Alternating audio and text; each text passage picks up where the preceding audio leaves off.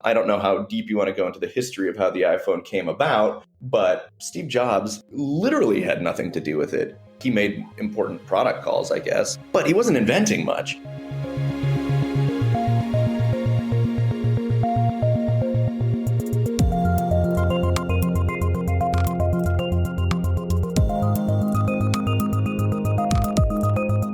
Hello and welcome to Tech Won't Save Us. I'm your host, Paris Marks, and this episode is probably the longest episode I have ever done, but I think that you will really enjoy it because this is a fantastic conversation with friend of the show and returning guest, Brian Merchant. Brian is the author of The One Device, The Secret History of the iPhone, and the forthcoming book coming next year, Blood in the Machine, about the history of worker struggles against automation. He's also the founder of Vice's speculative fiction outlet, Terraform. Now, as you might be able to guess from the title of this episode and, the time that it is coming out, Brian and I are talking about Apple, and in particular, the history of the iPhone, and a lot of the details of that history and its development, as well as, its creation that was hidden in how it was presented to the public, and that continues to be hidden today in many cases, as we think about what actually goes into making an iPhone. I've wanted to have this conversation for a while because it has long annoyed me that when Apple makes these big announcements about the new iPhone or the new Mac or whatever big product it's putting out there, you'll hear about the specs, you'll hear about the new design, you'll hear about whether, the camera is better than last year, but very rarely, if ever, does any mention of the people who actually make these devices and kind of the environmental footprint of these devices ever make it into reviews and these articles about, whether or not you should buy a new phone or upgrade your phone this year. And Brian makes a really interesting point in kind of linking it to this broader kind of culture, media culture that Apple created around its events, especially with the return of Steve Jobs and the kicking off of this period of massive growth that has made it kind of like the darling of the tech press for the past couple decades. So obviously, I think this is a fantastic conversation. I think you are really going to like it, even if you're not super into Apple, or if you're like still a big Apple fan. I still think it's a good episode for you to listen to get more context on this device and this company. So I hope you enjoy it. Tech Won't Save Us is part of the Harbinger Media Network, a group of left-wing podcasts that are made in Canada, and you can find out more about that at harbingermedianetwork.com. If you like this episode, make sure to leave a 5-star review on Apple Podcasts, and you can also share it on social media or with any friends or colleagues who you think would learn from this conversation. And finally, every episode of Tech Won't Save Us is provided free to everybody because listeners like you choose to support the work that goes into making it every week. So if you like the show, you can join supporters like Greg from Montreal and Matt Monahan by going to patreon.com/techwon'tsaveus and becoming a supporter. Thanks so much and enjoy this week's conversation. Brian, welcome back to Tech Won't Save Us. Thanks, Paris. Good to be here. Great to speak with you again on a different evil tech corporation. Maybe evil is, no, actually, maybe it's not going too far. Obviously you are the author of The One Device, this book that really dug into the history of the iPhone, all of the kind of details and the people who I guess a lot of people would not recognize were kind of behind this product that so many people are reliant on today. And obviously, as we speak, this week is Apple's annual iPhone event where they announce their big new product, the product that brings in the lion's share of their revenue and profits, most importantly, every year. And so I thought it was a good opportunity for us to, have a conversation to talk a little bit about that product that has become so central to so many people's lives in the past, decade and a half, I guess. So I wanted to start by asking you about, the way that Apple positions and presents these products and the iPhone in particular, right? Like, a lot of people can think back to that first unveiling of the iPhone with Steve Jobs on stage, showing things off, even how he, took credit for certain things that maybe he shouldn't have taken credit for. So what do you make of the way that these keynotes are structured and the way that they kind of influence how people think about these products?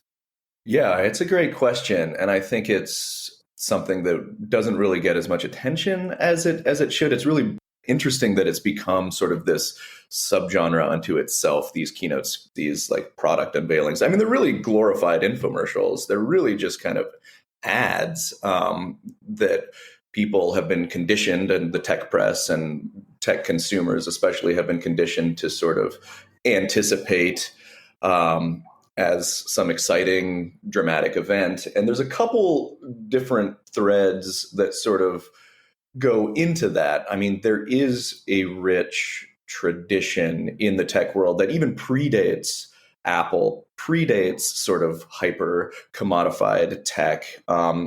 Maybe a useful starting point would be sort of this event called the Mother of All Demos that was done way, way back, sort of as early computer technologies were coming together. It was sort of the brainchild of a guy named Engelbart, Doug Engelbart, I believe. I should pause real quick. It's been a minute here since I've been in Apple land, and in this subject, after I finished the iPhone book, I shunned all things Apple for a year or two before getting back into the trenches. So not everything's as sharp as it was as when this thing rolled off the presses. But yeah, it really was this sort of, a lot of technologists cite the mother of all demos. A lot of sort of key sort of prototype technologies were displayed then. There's an early mouse and the keyboard and some systems that looked a lot like even Google Doc, where people could collaborate on writing a document. Like, these ideas were prototyped 50, 60, 70 years ago. It's kind of crazy to think how little we've progressed in some of these fronts. It speaks to how entrenched a lot of these technological traditions have become, but it also speaks to how old and how these things that we consider innovations are really not new at all. Anyways, it was a big deal. It was sort of a founding moment in tech history, and a lot of guys were aware of it. It sort of spread in tech lore. This was the time of Stuart Brand and the Whole Earth catalog, and sort of it really became an influential kind of, even if you weren't there, it was actually streamed, another technology we've become all too familiar with. But even if you weren't there, it became one of those things, kind of like a techie Woodstock. Everybody was sort of like, oh yeah, the mother of all demos, like, yeah, especially for the tech set. So that ever since has informed kind of, this is how you do a product demo. You get on stage, you sort of use a commanding voice, you bequeath the technology unto the world. And that was done even before. These weren't products that they were going to sell, right? This was just a demonstration. It really was a demo, and it was trying to get people excited about all these things that were going on in Xerox Labs and sort of some of the precursors to the tech company model that we know today. The second part is, I would mention the work of the historian David Nye, and he talks about the American technological sublime. And he basically argues that these sort of big projects, not necessarily that demo, but things like the Hoover Dam is one of his early examples, where in sort of a fractured, fragmented society with lots of different religions, lots of different political credos, there is a value in sort of the unveiling of a major technological work where we can all sort of just stand in awe of the feat of humanity with ideology somewhat stripped away, or at least not laid bare in the moment of its unveiling.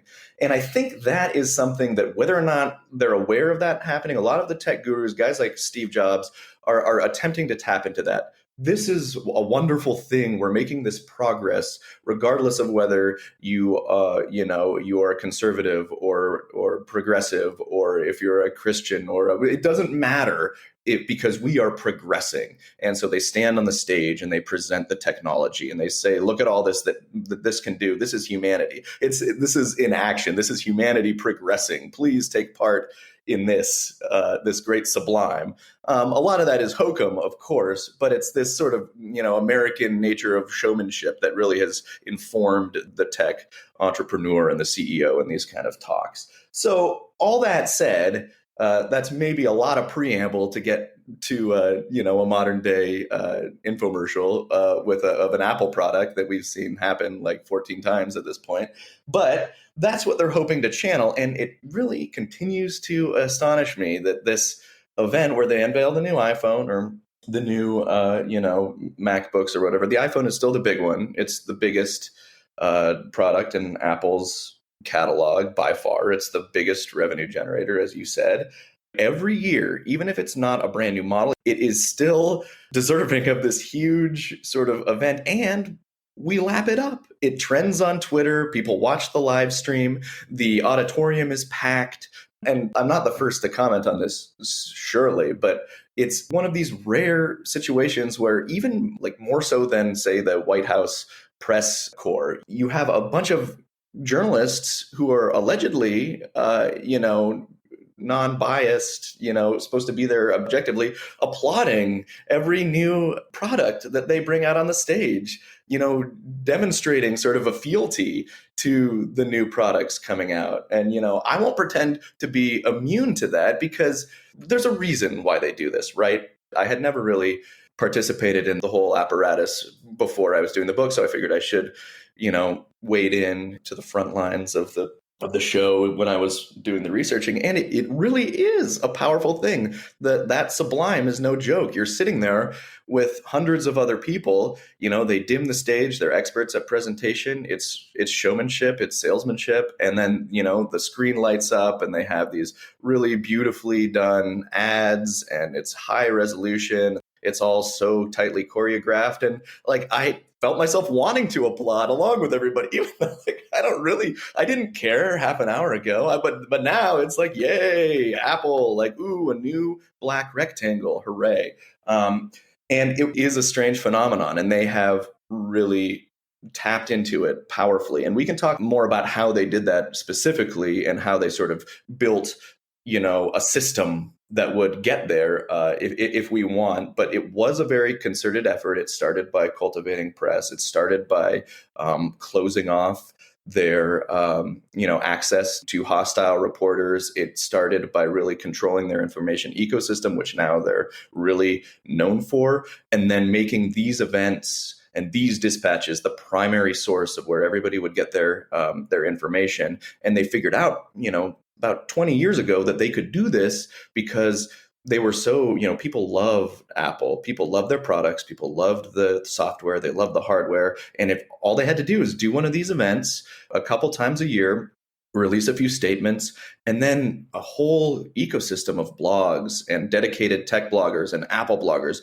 would serve it basically of their own volition. They would try to hunt down the leaks. They would speculate. They would post the pictures. They'd post the videos. And it would then the knock-on effect would lead, to other more mainstream reporters covering what was going on in this blogosphere because it was generating all this ruckus. So from that sort of lineage, they got to where they are today, where it's a company that is, at any given day could be the most valuable company per market cap in the world. And they feel like they're really accountable to nobody.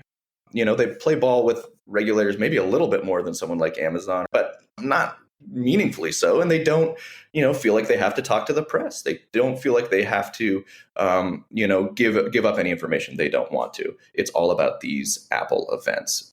Yeah, I think what you're describing there is fascinating. And, obviously it brings me back to the days when I was a big Apple fanboy and checking those blogs to see what was going on. And I even remember back in the day when I was younger and I would go to Mac Rumors, but I'm in Canada. So sometimes I would type the URL in. This was back in the day.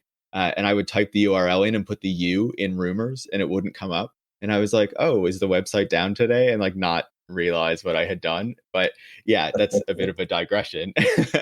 But I think what you're talking about with the keynotes and with the presentations and being in the room, it makes me think of the kind of religious kind of connotations that were made in the past about the Apple events. When I saw the new auditorium that they had created at Apple Park, I believe it's called, their new, spaceship headquarters, I even thought that it looked like it was built kind of in a church-like kind of way, the way that the seats were built and all that kind of stuff. It's just fascinating to see how they kind of emulate that kind of style, right? Right, like the cathedral of technology, kind of. And yeah, and it's all intentional. And Steve Jobs sort of adopting this uniform and the turtleneck, and sort of it kind of paints him as this messianic figure where he's bestowing progress unto you. It really is fascinating. And to see, again, to this day, how much that ripple effect is discernible. I mean, Elizabeth Holmes and Theranos, her trials was just in the news. And she was, people were commenting on how much she emulated Steve Jobs down to the uniform. And a lot of tech, I mean, sometimes some of them try to pick they're not all just doing the same turtleneck, but it's the same sort of like minimalist, repetition. Dorsey has his beard now. It does have all these connotations in the way that they present themselves and how they choose to sort of address their crowds in this limited way. When I was interviewing some of these guys who were actually working at Apple, sort of the rung below, or like 3 or 4 rungs below the Messiah figure, they would say that even when they were at work on a given day, people were just walking around with the turtle. Like they weren't asked to, as far as anyone know, adopt this. There's no uniform, but they were just wearing the same clothes as their acolyte, just the way that, a priest would don a robe. It really is wild how much it did and still does kind of seep into that part of the culture and its presentation. That is a fascinating example. I guess I'll put it that way. But what you're talking about there, especially with people wearing the same clothes as Steve Jobs, even at Apple, brings to mind the way that these products were associated with the image of Jobs, right? It makes me think of a quote from Chris Garcia, the curator of the Computer History Museum that you spoke to for the book. And he said, "I really don't see the iPhone as an invention so much as a compilation of technologies and a success in smart packaging," getting back to that kind of marketing element of it. So can you talk a little bit about how, the iPhone is this kind of compilation of technologies that were developed over the course of, in many cases, many decades, and how there was also this team at Apple who worked at kind of putting them all together into this really sleek package that we now call the iPhone. But then when it is presented to the public, it is presented as this is something that came from this one man, Steve Jobs, who, as you say, is kind of bringing it down to us, regular folk from above, the symbol of progress. Can you talk about that kind of difference in the reality of the creation of the product and then, how it is presented in these keynotes and in this kind of really stage managed way? Yeah.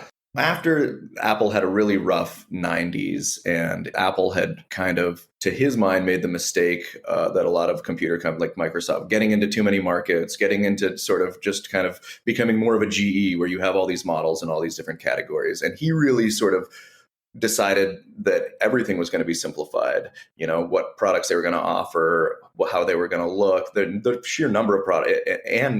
And he was also going to simplify and cut off the approach to giving press. And that meant in the previous sort of 20 years of Apple's history, especially early on, you can go back and read interviews and things, and it's surprising how open the technology industry was back then. I mean, it was really part of the ethos was that like we are freeing information. We're making these leaps in information technology. That was part of the program, was to just sort of Steve Levy would walk in and they'd just kind of show him the stuff, and it was kind of this more freewheeling sort of situation. And in that case, it did benefit all parties because they got to look like sort of these more, progressive, scrappy punks who were taking on IBM or whatever, who were doing the mainframe computers and sort of the old enterprise tech.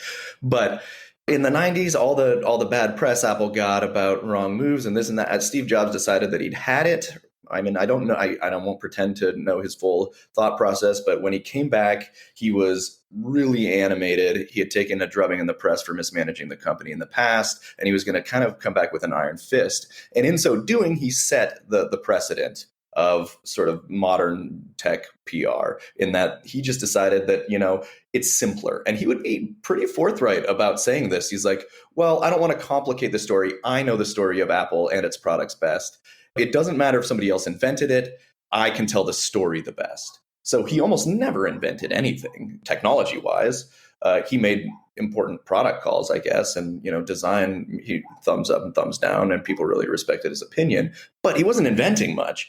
He was sort of the tastemaker and the arbiter and the chief storyteller, and that was a big sort of moment, I think, in shaping how it was right about the turn of the century. And he says this in articles with the handful of people that he'll still give interviews to, which was, Steve Levy and I think John Markowitz from the New York Times, a few guys.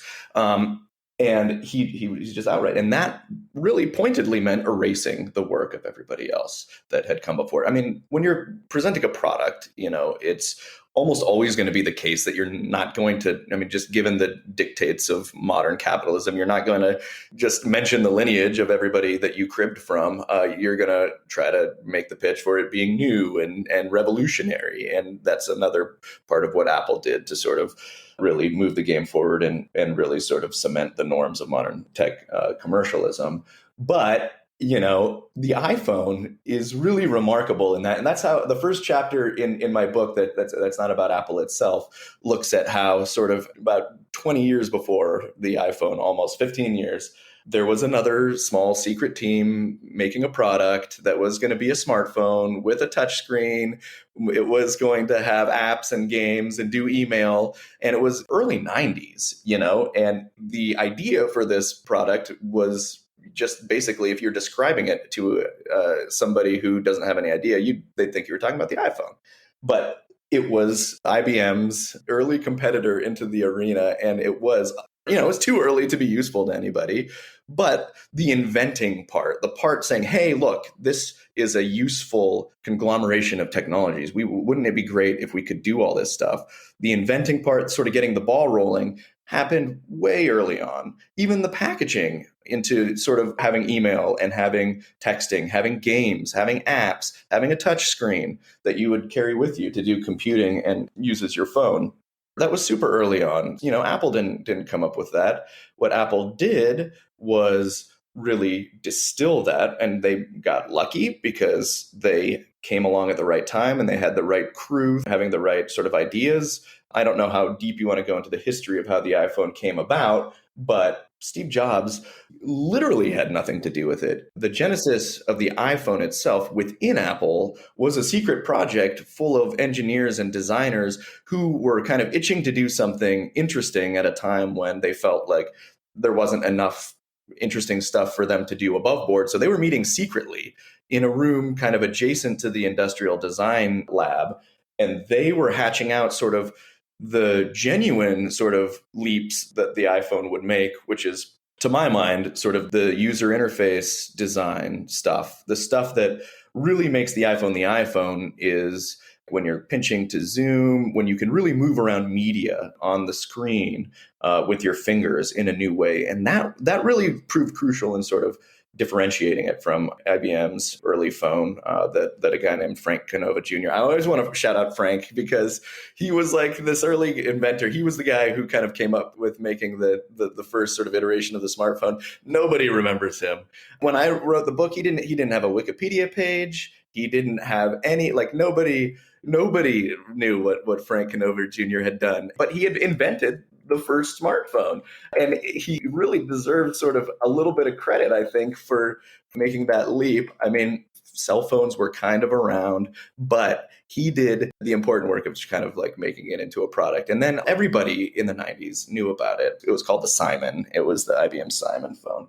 But anyways, so these guys inside Apple who were actually making the progress, who were actually sort of prototyping what would become the iPhone, were doing so without Steve Jobs' knowledge. They had to keep it secret from him because they were worried if he opened the door and saw this thing that was messy, it was not beautiful at all. It was like at one point it was Mac software with a piece of paper put over a projector screen, and they were doing the gestures and things that they were imagining would one day happen on a touch screen. It just looked like a truly stitched together hunk of junk. And if Steve Jobs had opened the door and seen that, they were all worried that he would just shut it down. And it really speaks to sort of the discrepancy between how we think what's going on at these tech companies, where people are inventing all the time magic. Most of it's desk job work where you're getting your marching orders and you have to do this or you have to do that until sort of inspiration strikes like that. And so fortunately, they had that prototype lying around when it became clear years later that they were going to have to do a phone. And they felt like they had to do a phone because they had the iPod, which was big, but cell phones could do MP3s in the early to mid 2000s. So they kind of got marching orders from the executives who were saying, okay, like this is going to eat our lunch if we don't do something. So it wasn't like Apple or anyone at Apple, even not even the guys who invented the DNA of the iPhone were like, a phone is the thing that we need. It'll be a smartphone. That's the future. They were like, a touchscreen computer. That is going to be cool. And then it was the dictates of the business that were like, well, actually, we need a phone and we need it now because otherwise, Motorola or somebody's going to come along, put MP3s on the phone and wipe out our iPod business. So then they had this prototype there. And yeah, again, nobody knows the names of those guys. It's Boss Ording, Imran Chowdhury, Greg Christie, Freddie Anzures, all these guys who like really contributed to the actual building of the iPhone. History, I mean, part of the reason I did the book was to try to restore a little bit of the veracity to the narrative of what actually goes into making this stuff. The narrative not given by Steve Jobs, which is simplistic. Now, I mean, you could argue necessarily so, but also, harmfully so. I do feel like it's distorted the way that we think about building something, which is almost always a massive collective achievement. And it sort of helped further enshrine this absolute bullshit myth of the lone inventor, which has always been bullshit. But now it's part of the culture with these noble entrepreneurs. And we sort of associate this weird sort of hodgepodge of inventor and businessman and entrepreneur. They're all of these things into this mythic figure that can conquer markets and inspire investor confidence and give great things to the world. And it's totally mythic and it's totally silly. And it erases the work of the thousands of people who are actually making it happen at every step of the supply chain below them. One of my favorite examples from the book is that the guy who actually has this great inspiring story, Wayne Westerman, multi-touch is kind of his, he didn't invent multi-touch, but he furthered it in some very meaningful ways. He had repetitive strain injury when he was doing his dissertation, and it hurt his hands too much. He's from the Midwest, no real deep history with computing or association with the tech world. This very bright guy figured out how to sort of do multi-touch so he could have an alternative to the keyboard that wouldn't bust his fingers. A lot of that technology, Apple eventually bought that technology, piped it into the iPhone, kind of put him in a dusty corner and just said, okay, you're working with Apple now. And I mean, I'm sure he contributed a lot and here and there, but even Apple was so swept up in its own mythology that they forgot to invite him to the actual Apple event. Not only did Steve Jobs say up there that, oh, we invented multi-touch. Well, no, this long lineage of inventors going back before the 80s and then into the 90s, and some of these really important companies who were figuring out neat ways to do that on alternatives to the keyboards and other things. But one of the pioneers that you hired at your own company, Wayne Westerman, he's there. You could have said, hey, Wayne did some great work on multi-touch. And here, no, it has to be just Steve Jobs. We invented it. Apple did it. I did it because I'm the one on stage pointing to the word multi-touch on the screen.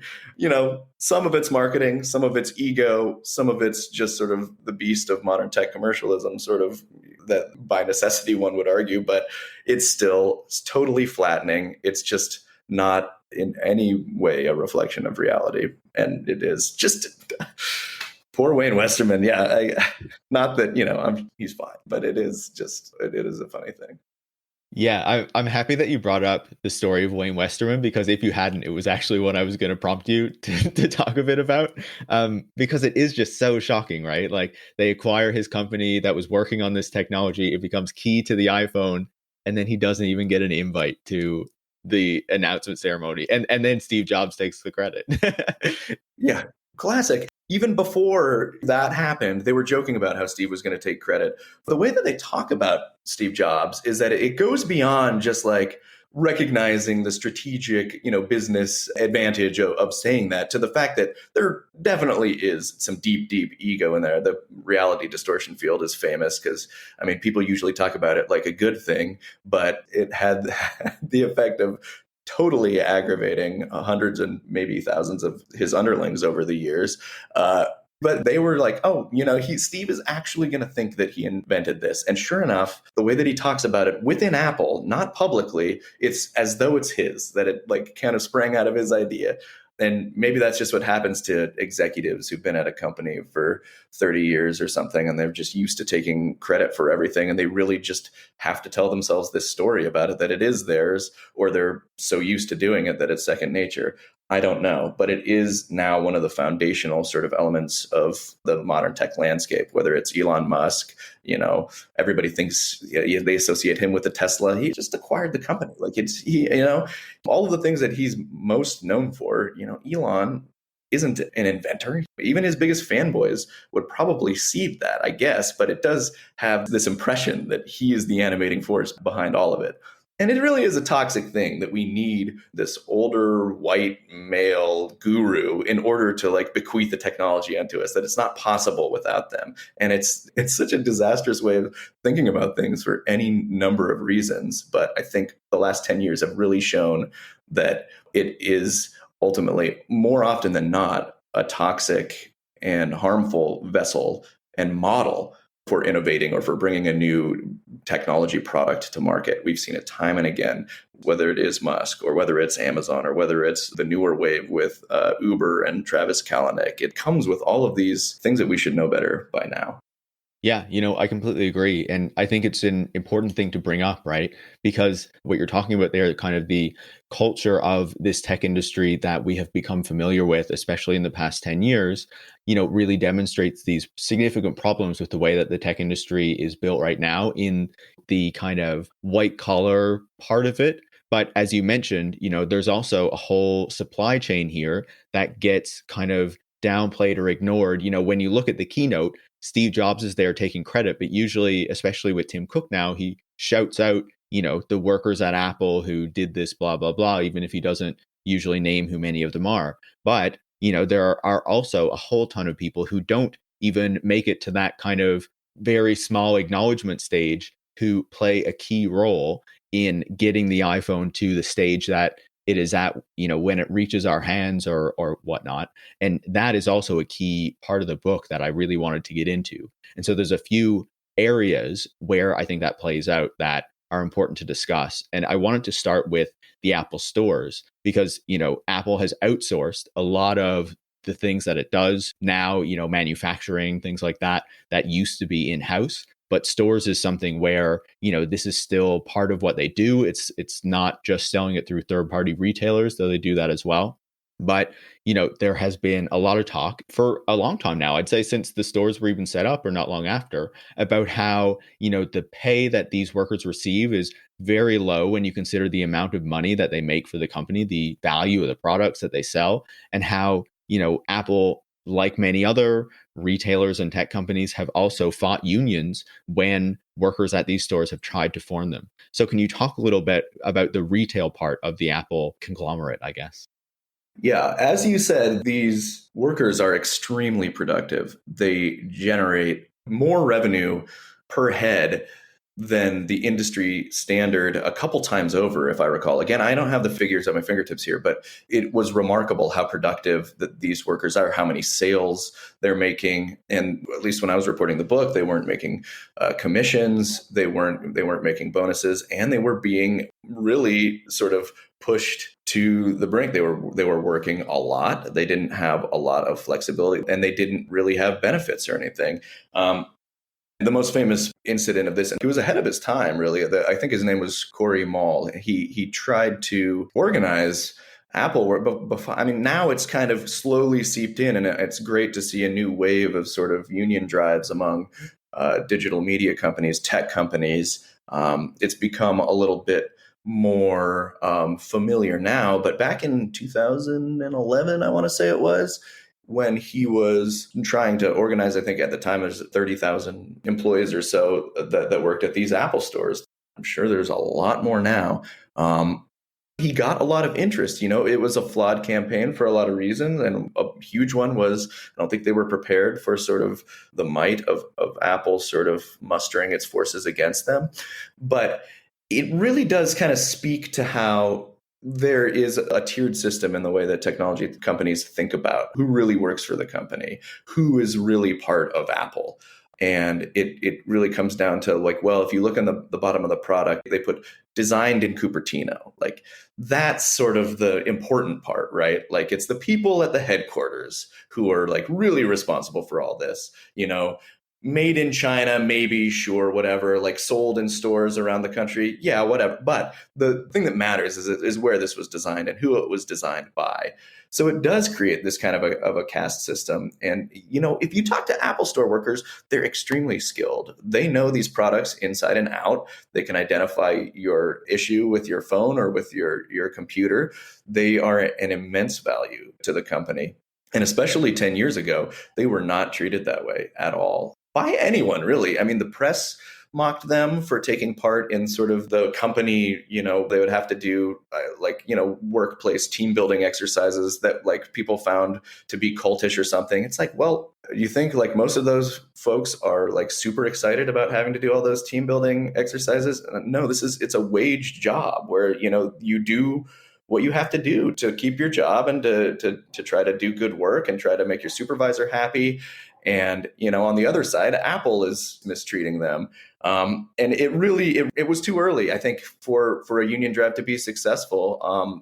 Just maybe like some tech products arrive before their time to catch on. I wonder now, I mean, with Amazon sort of union drives accelerating around the country, with tech companies really sort of making drives towards unionization more commonplace, I would not be surprised to see that come to Apple as well. And I do wish that I'd had more of a pulse on it over the last couple of years, because my guess is that there are things afoot even now, because Apple Store employees do kind of view themselves a little bit more tightly aligned with Apple than, a retailer at Best Buy or something would, because they take pride in being able to understand these products and to make the systems work, to have the technological knowledge necessary to help the customers. And I think that was part of what made, to the extent that it was successful, that earlier union drive sort of catch on, is that they really did feel like they were being spurned by the mothership, so to speak.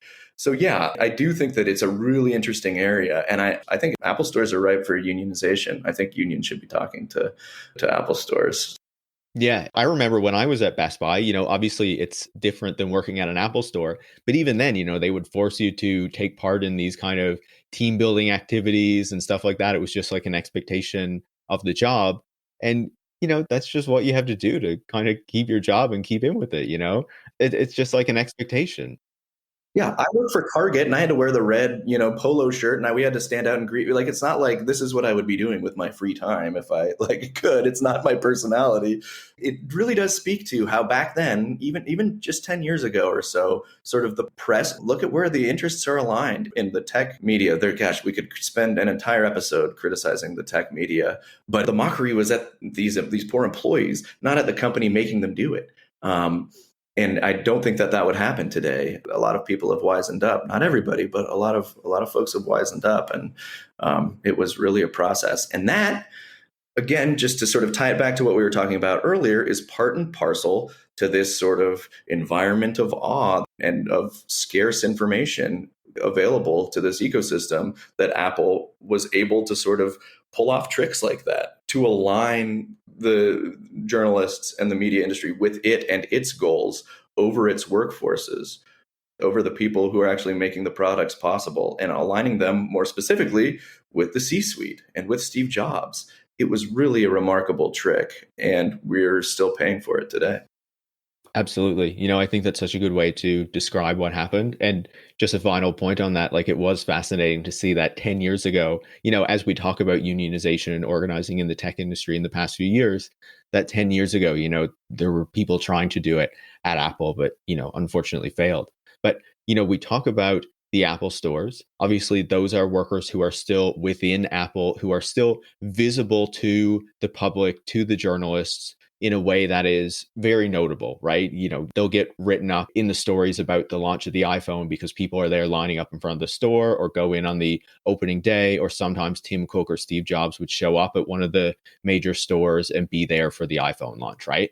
But there are also a lot of people in that supply chain who we don't hear about very often unless there's something really extreme that they do to make us pay attention. And so the ones that I wanted to shift us, as we move back through the supply chain are the workers who manufacture these iPhones, in particular, the workers at Foxconn factories in China, but now they are increasingly in other parts of the world as well. I believe India, Eastern Europe, I think Brazil too. Maybe they're different companies, but, the manufacturing is spreading out a little bit over time.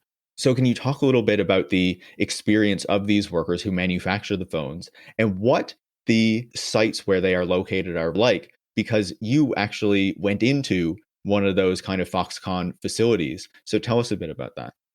Yeah. The necessary context for anyone who isn't aware, this was about 10 years ago. We tend to only acknowledge supply chain issues when there's an absolute crisis. I mean, when there's tragedy, when there's death. I mean, anything short of that, our media will not pick up on. I mean, in this case, it was in 2011 also, I believe it was, that there was an epidemic of suicide at Foxconn, at the main factory that was producing iPhones. The psychological toll of working at these facilities, so much was demanded of these workers. It's repetitive, mind-numbing work where you're at a station basically doing sort of hyper-accelerated Fordism. You have your task and you're doing it over and over and over hundreds of times a day. And if you screw up, you are subject to getting shamed by your floor manager. They will stand you up and they will say, like, this is why we had to throw out this product. These workers are already in such fragile environments. Many of them at the time that this were happening were migrants from rural areas coming to Longhua, where this epidemic unfolded in Shenzhen, where they didn't have any emotional support systems. They were, in many cases, sending money home to their families. They were in dorms with 3, 4, 5 people that they didn't know, which they also had to pay Foxconn for a cut of their salary. So they were living on site with the factory, almost no recreation time in these bleak, sort of brutalist or urban environments.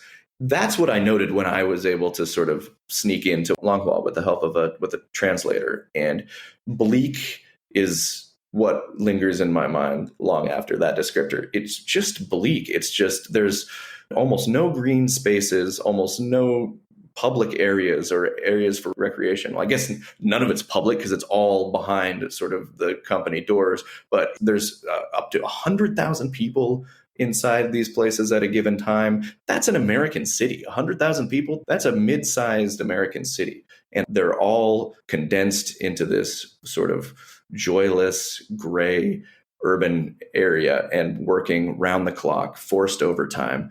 And if you screw up, you get yelled at. Like, my God, like, it just a crushing experience. So yeah, there were at least 11 in a short period of time, 11 suicides. People would dramatically end their lives by throwing themselves off of the buildings, in a final act of protest against these working conditions, basically.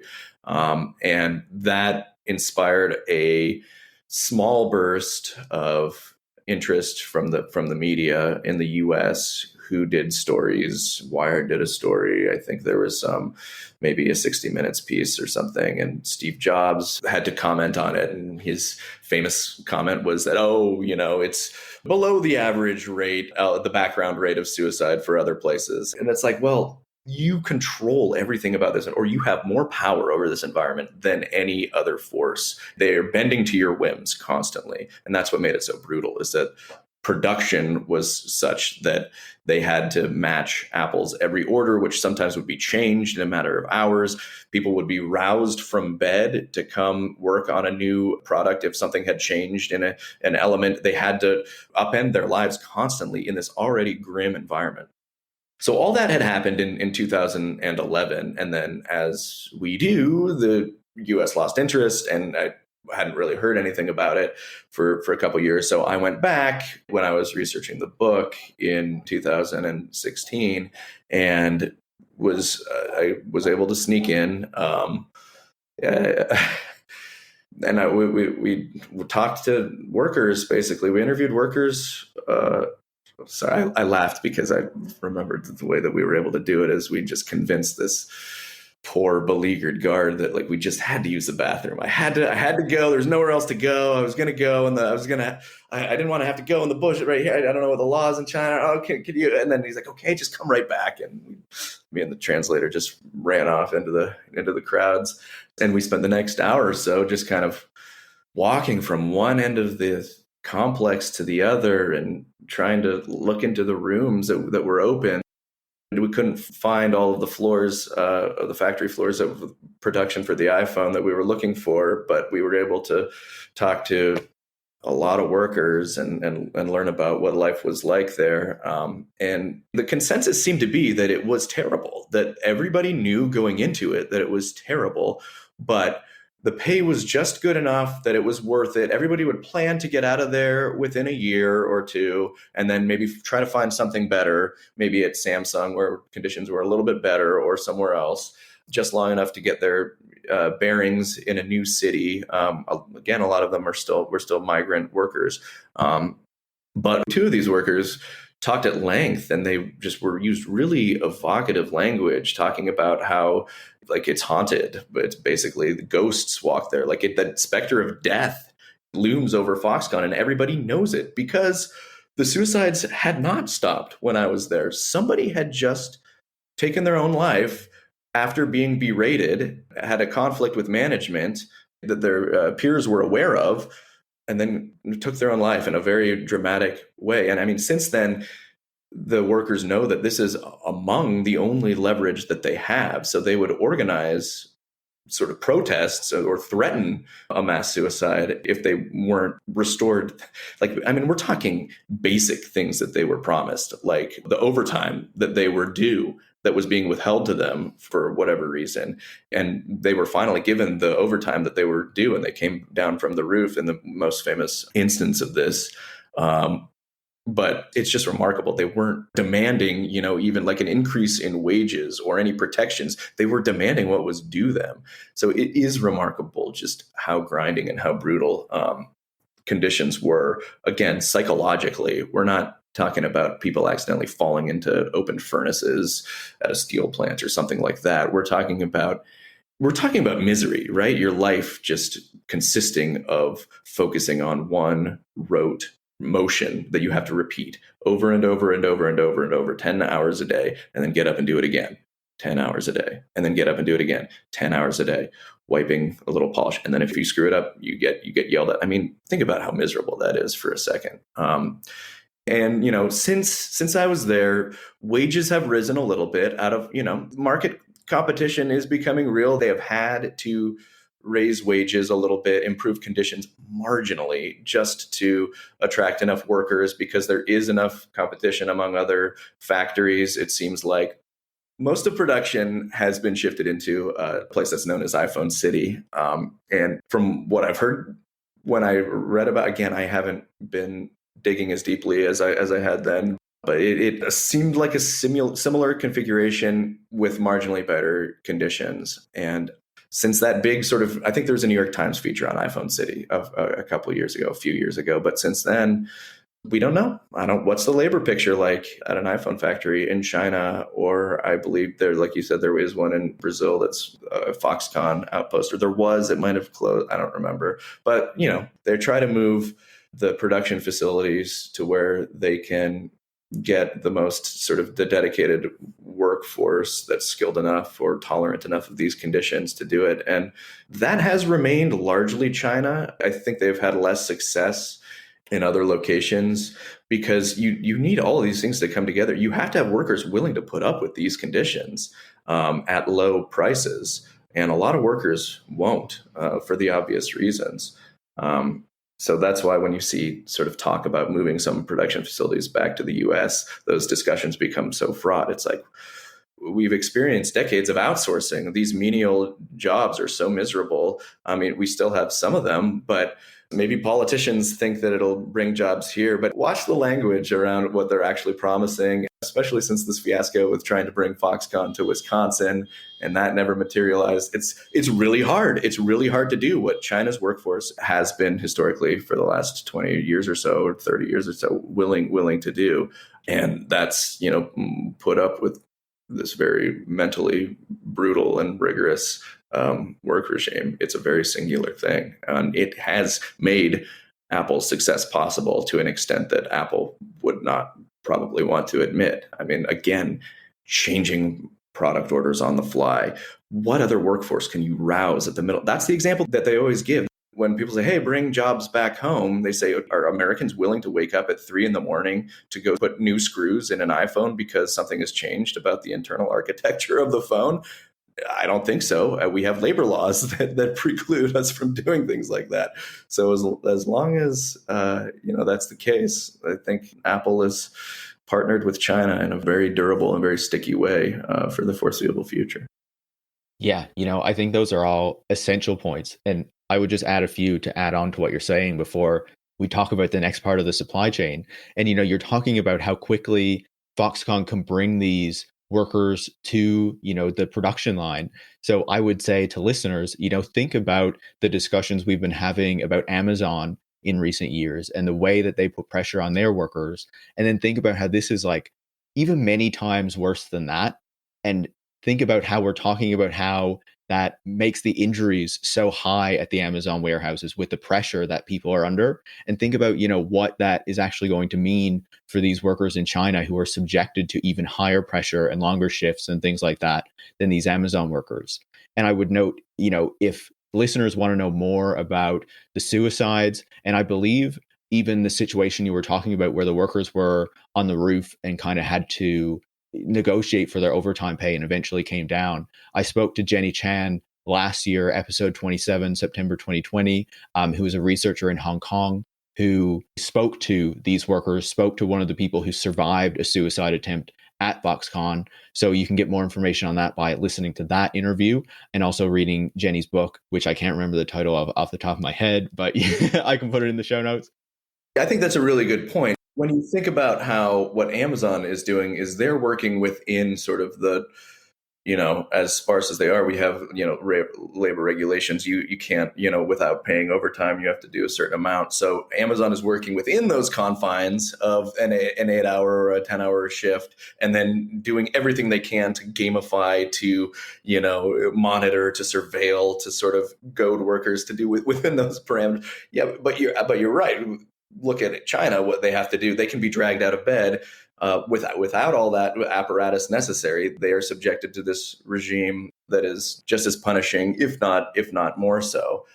So it's a useful analog just to consider, how important just these we bemoan our lack of labor protections that we have, but even having some, they're so precious. And we've seen a few fits and starts in China to try to make some pushes towards addressing some of that. But it is, from what I understand, it's such an uphill climb. These workers have such a journey ahead of them.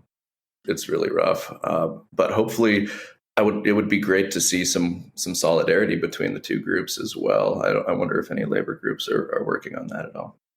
I think it's a good point. And I believe in our interview, Jenny also touches on that kind of solidarity piece as well. When you think about what's happening in these factories in China or other parts of the world that don't get much attention. During the pandemic, there was also a story out of India where an iPhone factory run by Wistron near Bengaluru was completely smashed as workers rioted because they hadn't been paid in, I believe, a couple months or something like that. So it's just to show that these things still happen. And in this case, it's almost like, Luddism in action.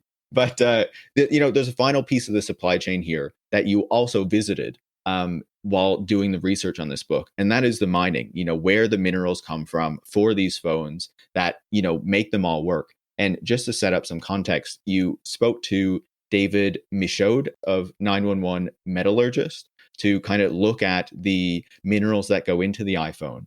And he kind of broke down the minerals in that iPhone to see what was in there. And you wrote that based on his analysis that 1 billion iPhones were sold by 2016, which translates to 34 billion kilos or 37 million tons of mined rock, which is a whole lot of earth. And each ton of ore processed for metal extraction requires 3 tons of water. So that means each iPhone polluted around 100 liters or 26 gallons of water, and producing 1 billion iPhones fouled 100 billion liters or 26 billion gallons of water. And, you go on about the chemicals that were also necessary for that, the cyanide, all of these things that are necessary to go into making these phones. So can you talk a little bit about the mining footprint, and then also what that means for the workers who are pulling these minerals out of the ground to make our electronics work? Yeah, no, it was really remarkable. That was a fun project. He pulverized a brand new phone and analyzed the elements. We were really able to distill down how much of each sort of mineral and element was contained inside the phone. Really to kind of truly get it back to the basics to see what it started as. That is just to say that each phone, even that's not as much of a footprint as a lot of other things, making a car or whatever. But it's this tiny little consumer electronic that we hold in our palm, and yet each and every one of them is just fouling so much of our natural resources. It's useful, at least for me, to keep in mind that how much sort of controlled destruction has to take place, and how much contamination, how much of a footprint we're leaving just to have one of these, which a lot of us are buying every year, every 2 years, every 3 years. I hope you're not. I hope you're holding on to it as long as you can. But that said, it is just a window into the destruction that we are not often aware that we're causing through our consumerism. And the destruction that the workers are faced with, and being exposed to these conditions of doing that destructing. Up to a certain point, Apple was forced to comply with sort of this somewhat obscure provision of the Dodd-Frank Act, which made them sort of publish their supply chains, at least as it pertained to a number of conflict minerals. I don't know if they still have to do that. That might have expired a few years ago. Trump may have helped it expire or something like that. But for a while, they were printing these really interesting documents that they were forced to sort of chase down. Oftentimes each leg of the supply chain can involve many different forking paths where they're getting the minerals for each product, where, you name it, every continent they have resources being gathered from, whether it's tin in Indonesia or it's the cobalt in Africa or on and on. So you could really just kind of throw a dart at one of these maps and say, where am I going to investigate this part of Apple's supply chain today? Where would I go? And if I'm being honest, the one I chose was because it had some poetic significance to me, in that it turned out, when I was reading one of these docs, I saw that Apple was gathering tin for its devices, for its iPhones and MacBooks and whatever, in the very same mines, the same network of mines that the Spanish Empire had used to mine silver in. The same series of mines, the same place, 200 years ago or so. The silver's been dredged out of there, but it continues to be active for other metals, and tin is one of them. So you can see on these reports that they were getting tin. The reports tell you what smelter they were using, and you can sort of deduce by following up the supply chain, or which companies are moving materials from the mine to the smelter where they came from.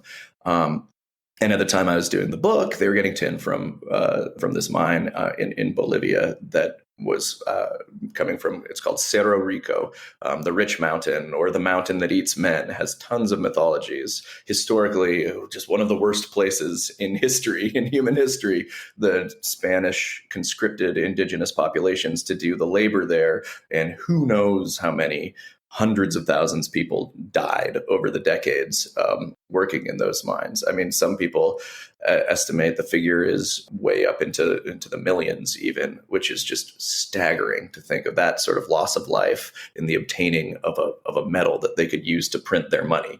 So for me, I was interested in it because it kind of put these two sort of bookends between, this was sort of the beginning of the global currency system. They're printing money using silver to sort of establish their currency, and that helped them secure sort of their economy, and it helped them gain dominance over other economies. And then today we have at the other end of capitalism, Apple going in there using the tin that it mines there to create the most profitable product. Some analysts think maybe in history, the profit margins they're able to extract from these devices. So maybe arguably another pinnacle of capitalism, using the same techniques as the Spanish Empire did, including child labor. There was a report that had come out that had identified these mines as being home to child laborers. And that certainly seemed to be the case when I was there. I heard stories from miners. I didn't see any children there. I went into the mines with a colleague. A shout out to Jason Kebler, who is now the editor-in-chief of Motherboard. But we went in there, and it's so dark and so dank, and they light a little cigarette or pour some beer onto an idol for good luck in the mountain, and then you go, and light disappears pretty quick, and you can't stand up, which is why it's easier for children to get in there who can carve out some minerals. But we were not in there long before Jason basically had a panic attack, and we had to get out of there. People are in there every day. Kids are in there every day. The story we heard was that two kids they drank really strong moonshine, basically. And they suggest that as a gesture, if you visit the mines, you bring some of it to give to the miners to sort of soothe their. But this is stuff that, it's just stuff that'll break your brain. It smells like rubbing alcohol. But the story that we heard was that the week before we got there, two kids had gotten drunk in there and had gotten lost, and they had frozen to death overnight. And this report had found that there were child miners who were active. And it's because it's, in Bolivia, the mining industry is not heavily regulated. It's at all. In fact, there's like a movement to just kind of make child labor completely legal because it's so rampant anyways. But it's a very loose system where you basically have these collectives that kind of mine, they pool it, then they sell it to a smelter, and then the smelter sells it to whoever, and then who then sells it to the next manufacturer, who then makes a part for Apple, and then they use the one piece, and then they sell. You're talking 6 or 7 steps away from Apple at least. So that is why Apple and every other consumer electronic company, right, can sort of hide behind this claim to not having accountability over this, because it's so far down. I mean, in their defense, it is difficult to police because they have to be proactive about it. But they're using that labor. They're exploiting. They're profiting mightily off of this labor. So, they absolutely, should, in any morally just world, make sure to ensure that the conditions at these mines of all the various products that they're profiting off of, all the extracted minerals and so forth, are being done so as humanely as possible. And yet it's like whack-a-mole. When I asked Apple about this, they refused to respond. And then I wrote an op-ed in the LA Times about it. And then I tried to get them to comment again. And they said, oh, we've stopped using that much. So whether or not they stopped using it after it was brought to their attention, whether or not they stopped using it at all, there's some ambiguity around that. But, the other famous examples have been, I think Bloomberg found that it was also tin in Indonesia, in just these horrific sort of mines that were made of sand. So people would be chipping away at the side of a wall, and then it would just cave in on them, and people were just dying en masse because there was no real protections. And it was, again, one of these completely unregulated situations, and that was where they were getting their tin. You have other child labor across, I think cobalt was one in the DRC and in the Democratic Republic of Congo, where they had kids just going into the earth, and, accidents were rampant there too. A situation where mines are controlled by warlords and tribal sort of extraction infrastructures, and it's almost impossible to police. But every time it seems one of these is discovered, like, okay, then we're going to stop using that. We're going to do better. And then a couple years later, yeah, and it's hard because these stories, unless they reach that fever pitch of tragedy and horror where you can't look away, they don't really interest the American public all that much. So it's hard for newsrooms with their constrained budgets and whatnot to justify sending reporters on this beat. So it remains sort of a criminally under-examined element of sort of the production of the, I mean, that goes for not just Apple, of course, but every single consumer electronic manufacturer, every single product manufacturer. It's definitely a bleak side to the reality of producing these. There was an attempt, I think it was called the Fairphone. Their aim was to sort of make their entire supply chain ethical. And they were just having a hell of a time doing it. It's been so normalized to use the cheapest, the most dangerous, the most unskilled and disposable labor possible that it was so hard for them to find. I don't know if they were ever able to make a fully fair phone. I think they maybe said like, well, we're going to do this much fair or something like that. I haven't seen where they're at now or what have happened with that. But it was a really interesting project to try to highlight how very problematic and atrocious those supply chains are. Yeah, I think what you're describing there is essential, and it stands out to me because it's one of these elements of, the production of these products that, like, I would say most people don't even realize like happens, right? Especially when you think about, the manufacturing piece, but also the mining piece. I would say if listeners are interested in learning more, I spoke to Theo Riofrancos, who, is an expert on mining, especially lithium mining, in episode 24. So if you want to learn more about, the impacts of this mining, you can go listen to that episode. Brian, I kept you longer than I had expected to, than I planned to, but I want to ask you one final question. We started by talking about how these keynotes, these Apple keynotes, present the products in a very specific way. And so, you don't find out about, the manufacturing element, the mining element, what's happening with these workers, even so many of the white collar workers who go into making these products, and how Apple developed this media relations strategy that was really designed to limit the amount of information that journalists receive. And then, one thing that really stood out to me in recent years, as I've been learning more about this element of these products, is, as you were saying, how little reporting is also done on it. And, especially when you read the reviews of the iPhone and all of these consumer products when they're released, like, they talk about the new specs, they talk about the new design, but there's so little about these workers who, are essential to making it. So I wonder what you make of, how much is hidden from the process of creating these devices and what the effects of that are. Yeah, a number of things here. First, I want to shout out anybody who does this, who does do the work, the labor reporting of this, and gets in there. It's such hard work to do, and there are great reporters who do it whenever they can. So there are absolutely people doing great. I don't want to make it seem like nobody is. It's just an uphill battle to get the resources and to get the mind share to do that. And to groups like China Labor Watch, who are toiling in some of the most difficult sort of environments possible for continually trying to shine a light on this stuff. So just there are people doing unimaginably great work there. But our conversation took an interesting arc because it, to me anyways, really kind of helpfully laid out the way that so much of this is in service of an executive class or one guy or a few guys, and they're calling the shots. And this is exactly what happens when you have this model of technological development or product development. You're making a thing that is in service of making as much money as possible for a few people or one person as possible, for the glory, for the profits. It really is that simple.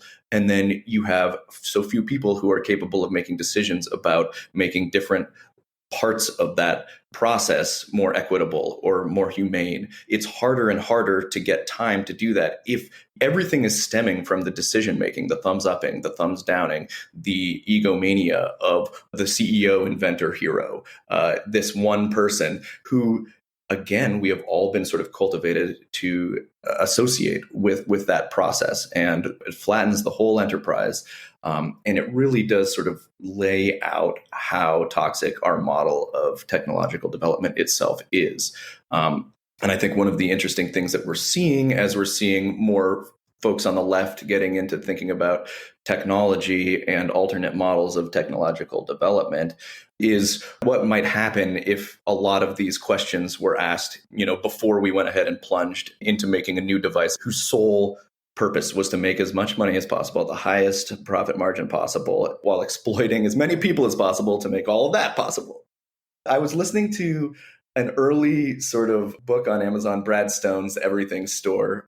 It's one of these sort of like hagiographies of Bezos, but it does capture some interesting moments. And one of those was Bezos is sitting there in the 90s and he's looking at the adoption rates of the internet. And he's not thinking like, oh, wow, like how can I get the most books to people? He's literally just equating it directly with profit, with wow, if you look at the adoption rates and you can just assume that you can make money, the more people that are adopting the internet, he's just immediately extrapolating pure profit. That is his first thought, not of providing any service or any sort of benefit to the public.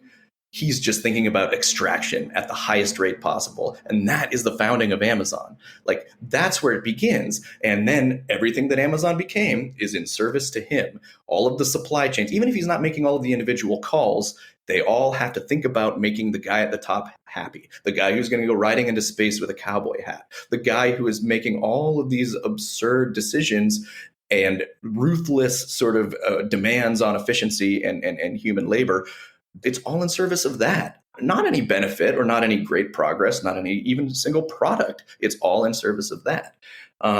So I appreciate this arc that we've traced out with Steve Jobs kind of as an example, as sort of, in many ways, the archetype for that figure. I mean, Jobs is the model for folks even today. And that's where a lot of this sort of comes from, I think. I think that is a fantastic point to end the conversation on, like to cap it off, because that model of technological development is a serious problem. And I would say to listeners, if you want to know more about the issues with Amazon, you can go back to episode 14 with Brian, the first time that we talked on the podcast about the Amazonification of the economy back in June 2020, to get more on why Amazon sucks. I would say, Brian, I really, really appreciate you taking the time, even the extra time, to discuss Apple, to discuss the history of the iPhone and all of the people and elements of this device that we are so reliant on that we forget. So thank you so much. Thanks for having me. I'd love to do it. Thanks, Paris. Brian Merchant is the author of The One Device, The Secret History of the iPhone, and the forthcoming book, Blood in the Machine. He's also the founder of Vice's speculative fiction outlet, Terraform. You can follow Brian on Twitter at @BCMerchant. You can follow me at @ParisMarks, and you can follow the show at @Tech Won't Save Us. Tech Won't Save Us is part of the Harbinger Media Network, and you can find out more about that at harbingermedianetwork.com. And if you want to support the work that goes into making the show every week, you can go to patreon.com/techwon'tsaveus and become a supporter. Thanks for listening.